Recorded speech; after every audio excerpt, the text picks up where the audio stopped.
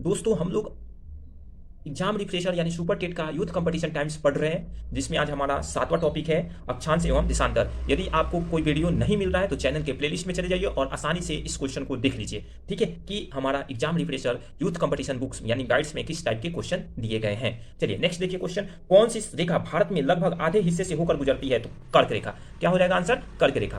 अब नेक्स्ट, भारत में सबसे छोटा दिन कब होता है? तो 22 दिसंबर को। और उत्तरी गोलार्ध पर सबसे छोटा दिन कब होता है? तो 22 दिसंबर को। ध्यान रखिएगा, यहाँ गोलार्ध में अंतर हो जाएगा, ऐसे पूछेगा तो सबसे छोटी 22 दिसंबर, लेकिन गोलार्ध उत्तरी गोलार्ध कर दे तो 22 दिसंबर राइट आंसर हो जाएगा। ठीक है ना।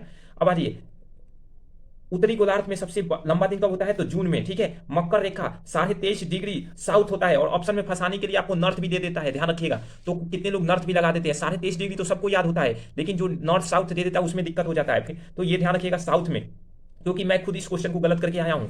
उत्तर कोरिया तथा दक्षिण कोरिया में अंतरराष्ट्रीय सीमा है तो 38 डिग्री उत्तर अक्षांश। ठीक है ना।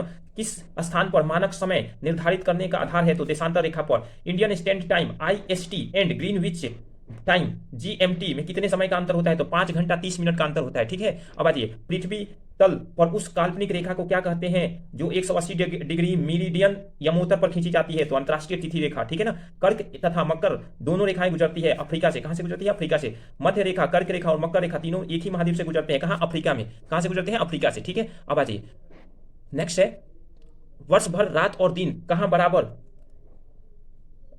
होते हैं? तो भूमध्य रेखा पर। ठीक है ना। यानी सालों भर जो रात और दिन होते हैं कहां बराबर होते हैं? भूमध्य रेखा पर। पृथ्वी में एक बार 3 जनवरी के सूर्य एवं सर्वाधिक पास कितने किलोमीटर थे? उपसौर में। क्या होते हैं? उपसौर में। पृथ्वी वर्ष की एक बार 4 जुलाई को पृथ्वी जुलाई के सर्वाधिक दूरी यानी इतने किलोमीटर हो जाती है। कहां? ऑफशोर पे। ध्यान रखिएगा, पृथ्वी की एक बार 3 जनवरी को जो सूर्य है सर्वाधिक पास हो जाता है तब उपसौर में, और यह जो है पृथ्वी वर्ष में 4 जुलाई को क्या की जाती है? सर्वाधिक दूर हो जाती है। कब? ऑफशोर में। ध्यान रखिएगा।